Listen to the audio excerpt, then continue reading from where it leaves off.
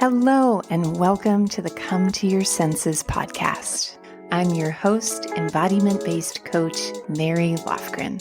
Here, we explore how to live bravely and beautifully through a lifestyle of embodiment. You'll hear gems to empower you around mindset, mindfulness, somatic psychology, and neuroscience, as well as beauty, food, style, and the art of slow living to meet your soul through the senses. I am so happy that you're here. Let's begin.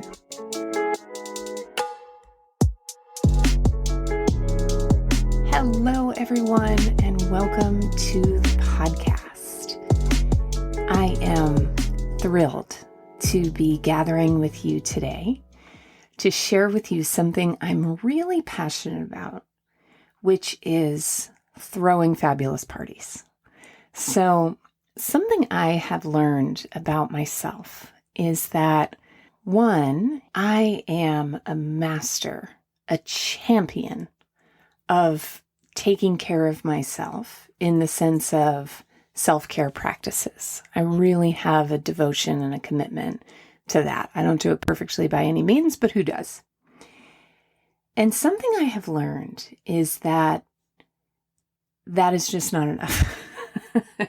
Sometimes it feels like we can do self-care until we're blue in the face. And a common question is, why do I still feel an achy, sad, existential loneliness? I know that's what I ask myself. And the reason is because there is a very, very important aspect of self-care that, particularly in our day and age, goes neglected, which is co-regulation. The art and the science of having other people in your life that can help regulate your mind and your nervous system, which is just a fancy scientific way of saying we need people and we need parties, now more than ever, I think. And so for today's podcast episode, I want to share with you a few fabulous ideas for creating meaningful connections in order to foster more of your village. You know, we have the phrase, it takes a village, for a reason. And the most well-known version of that phrase is it takes a village to raise a child, but I would say it takes a village to continue raising what we all are, which are children in older bodies. And so in today's episode, you are going to be inspired for some ways to be a leader in creating the party you wish to attend and being in the community that you wish to be a part of. And so where we're going to begin is with a basic understanding of what I mean when I say embodied intelligence. So my coaching program and coaching style is a system that I developed called embodied intelligence, which when it comes to the body and this experience of being embodied honors and includes all of the aspects of what we call the body. So there is the physical body in which we do embodiment practices like movement and somatic practices to regulate and to expand our somatic sensitivity. There is the emotional body, whereas in the coaching program, we use dialectical behavioral therapy methods to cultivate what's known as the wise mind, where we can take the logical, rational brain and the emotional, more chaotic brain and utilize both of their gifts without having to choose between to cultivate an experience of wisdom. There is the mental body, which is its own garden of delights.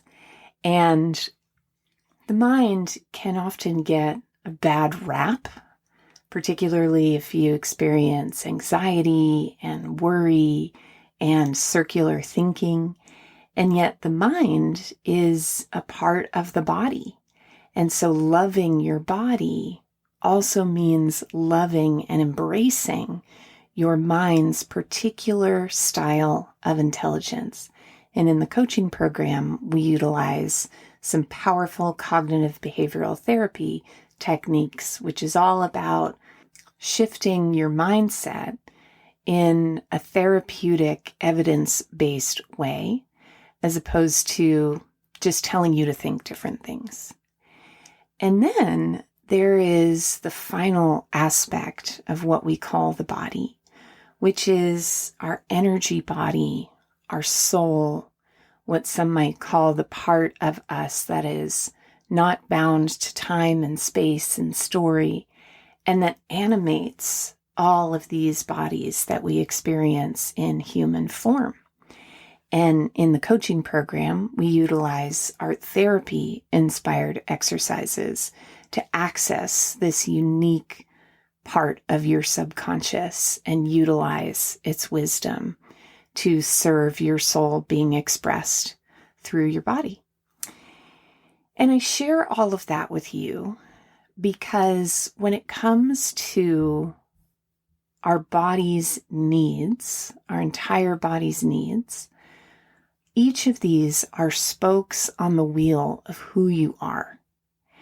And each of these are nurtured through supportive, abundant community.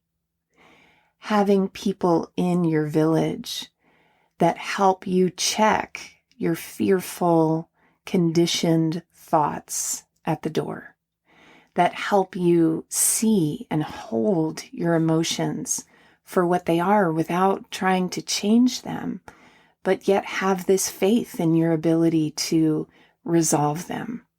My favorite kind of friend is a friend who shares a passion for embodiment and for tending the garden of the physical body through things like movement and delicious, fresh, satisfying food, and the more sassier side of life, like great sex stories and gorgeous adornment and shopping adventures.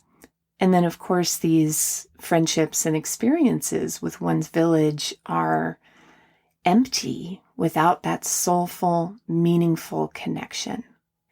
And something that I hear from my clients very frequently is, I feel so alone. I'm surrounded by people at my office. I have my family at home, my partner, my children, or maybe you don't. Maybe you live alone and you work from home and you're not surrounded by people all the time. Maybe you're in a caretaker role for family members. And yet there is this sense and this dark cloud of aloneness around all the time. And this is so common. As a coach, I am privileged to see the commonalities between each of our human hearts and our human pain.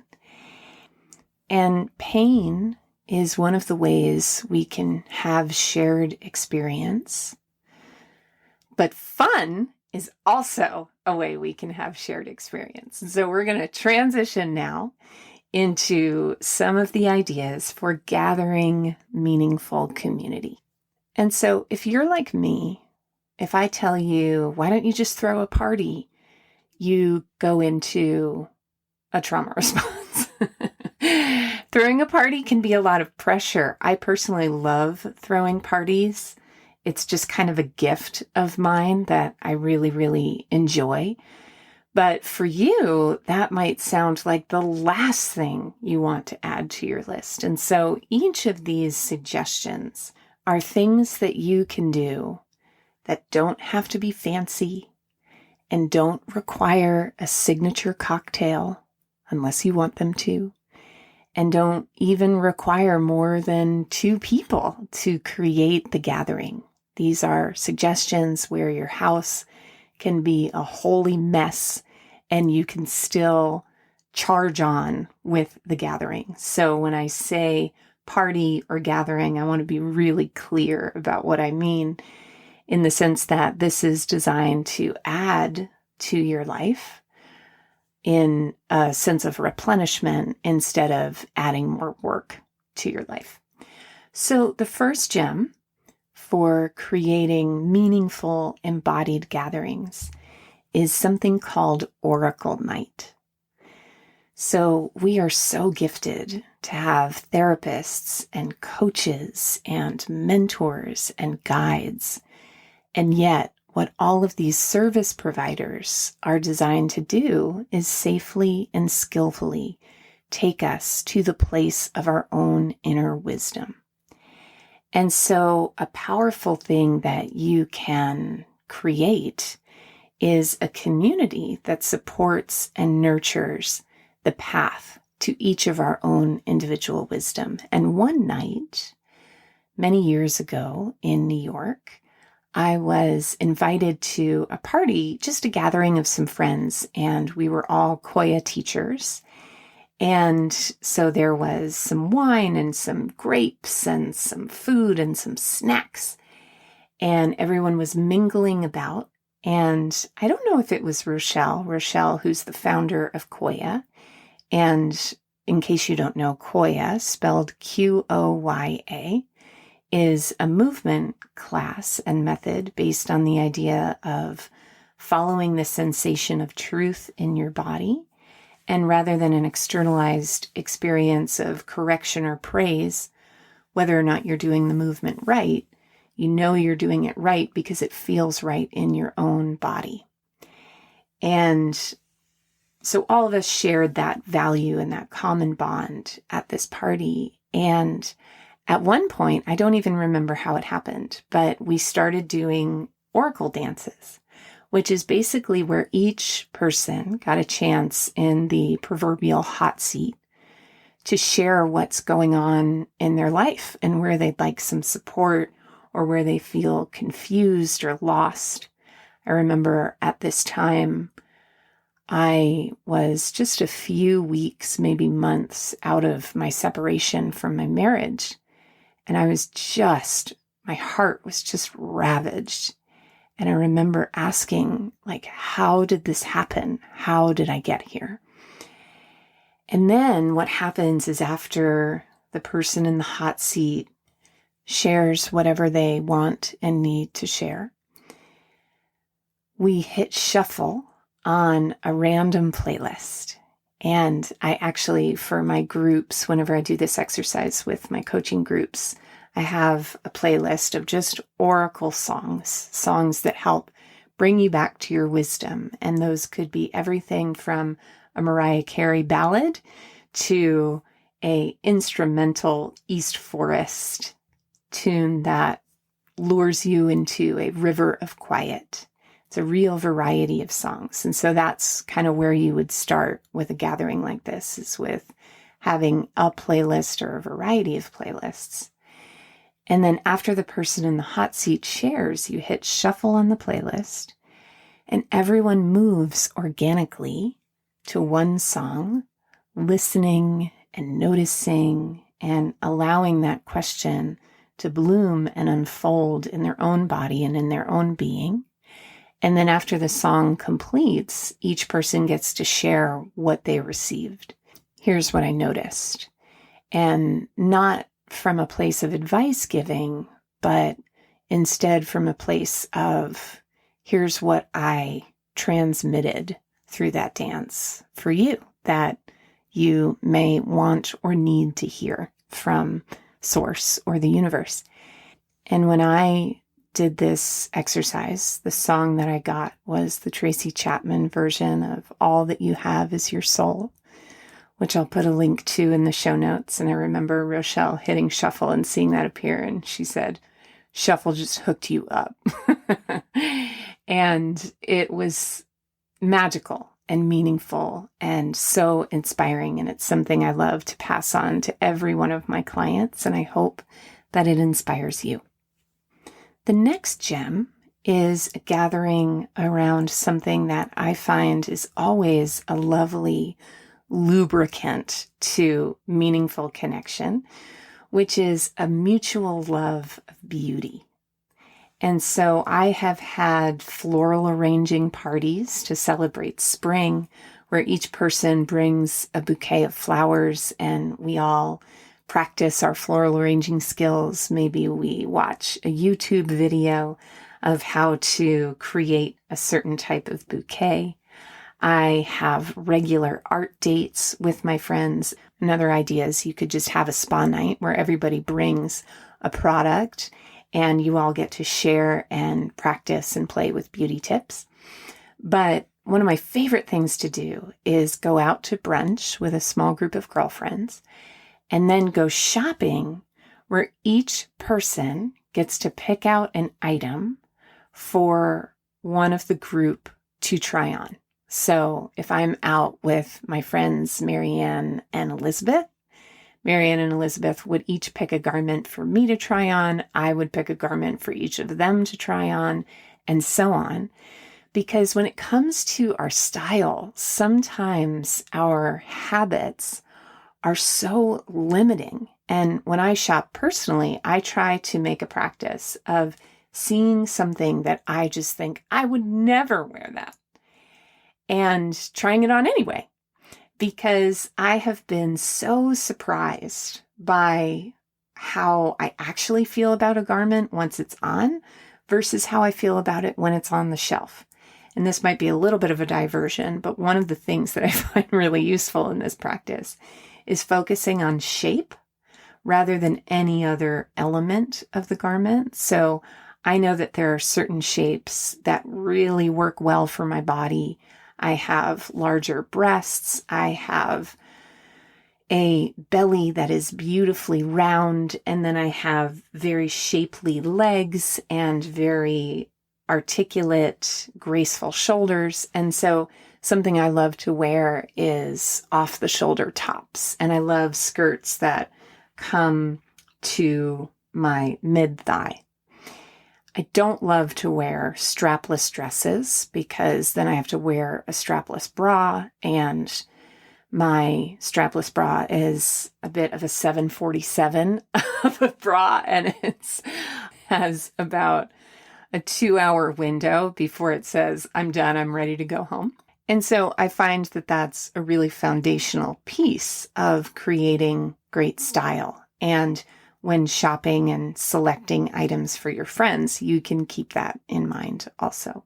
The next gem is to host a failure party. So I often tell the story here on the podcast and in life in general about a time where I made a really big mistake and I cost my company I was working for at the time a lot of money. And that night I went out and I bought champagne and chocolates. And when my husband at the time came home, he said, wow, what are we celebrating? And I said, we are celebrating that I made a huge mistake at work today. And I learned so much about myself and my coworkers and how to be a great, responsible employee. And that most likely I will never have to experience that again. And what was so powerful and impactful about that is that it took an experience that could have landed in my body as, oh no, this is really bad. And the next logical step after that is I am really bad. And putting it in the container of celebration somatically shifted how my body interpreted that experience. And when I think about it, I feel sensations and emotions of levity and joy rather than shame and disappointment. And so I have had heartbreak parties where there's the ending of a significant relationship and friends come over to ritualize that, and where there's a funeral for the relationship and for all that is lost, not just in the relationship itself, but the dreams of the relationship, and where the loss, just like we do in our own death and rebirth rituals when a person we love dies, the ritual is about honoring. And so once again, it's like the body and the subconscious gets an imprint that this is beautiful and one of my favorite quotes from the book, Eat, Pray, Love, is, "It is time for something that was beautiful to become something else that is beautiful." I have thrown divorce parties for friends, and I think what is distinguishing about this type of party is that I've gone to divorce celebrations that are drenched in margaritas and making out with strangers and cursing the spouse of the person we're celebrating. And those are fun and great and can help create a distraction from what's happening and have a affirming effect. But the type of party that I'm describing is, rather than trying to temporarily lift you out of your pain, which again is extremely necessary in the process of healing. I don't mean to in any way give the impression that one is superior to the other, but the type of party that I'm describing is one that takes you deeper into the reality of how you feel.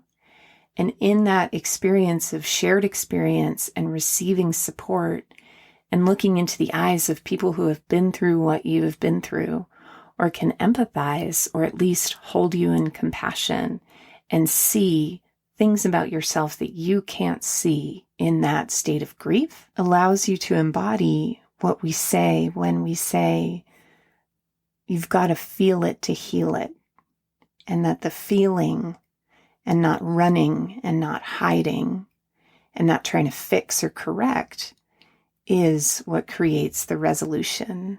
And the final gem is just quirky, what the hell, why not parties.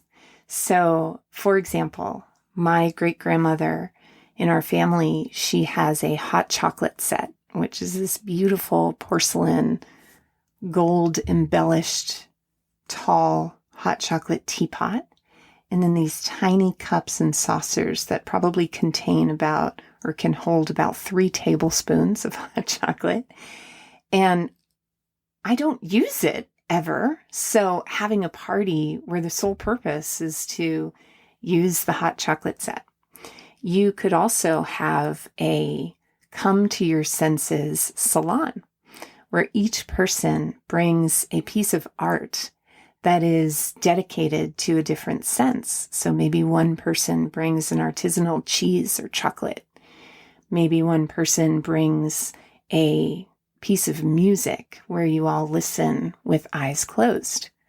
Another person could bring their favorite fragrance of essential oil where you do inhalations. Another person could bring their favorite massage cream or massage oil, and you could massage yourself or massage each other. You get the picture. That is one I have never hosted, but I came up with for this podcast, and I think is a fabulous idea. So I will be running, not walking, to create the invitations.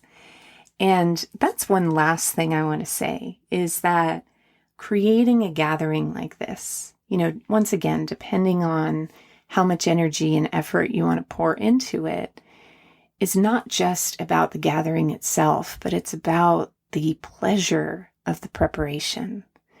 And so cleaning the house, my mom was just here for Easter weekend, and just cleaning the house in that particular way when you know you have an esteemed guest coming, clipping cherry blossoms to place on the dining room table, maybe even sending a handwritten invitation or dropping off a little mason jar of blossoms on the guest's doorstep where you don't even ring the doorbell, where they just open the door and they see them with a little thank you note.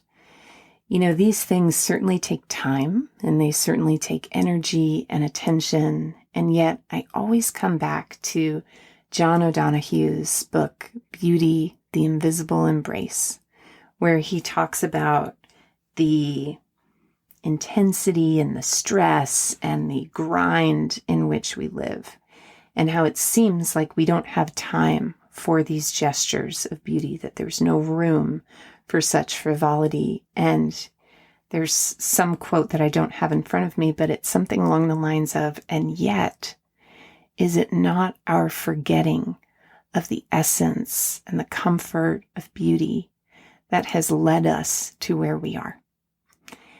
And so, my loves, this was so fun to record for you. I hope that you received at least one gem that inspires you to create more meaning and more intimacy and more soulful connection in your relationships. And I think I already said the last thing I want to say, but this is actually the last thing I want to say, is that a reminder that all these details of these gatherings are simply a container, that the ultimate goal is to be present and to be in the joy of connection. And I think we can often forget that when we're planning an event. And if that system of accessing and tapping into your full system of embodied intelligence is something that perked your ears, I will be opening the program again for embodied intelligence coaching in just a few weeks. You can learn more at schoolofsensualliving.com/coaching. And thank you so much for listening. See you next week.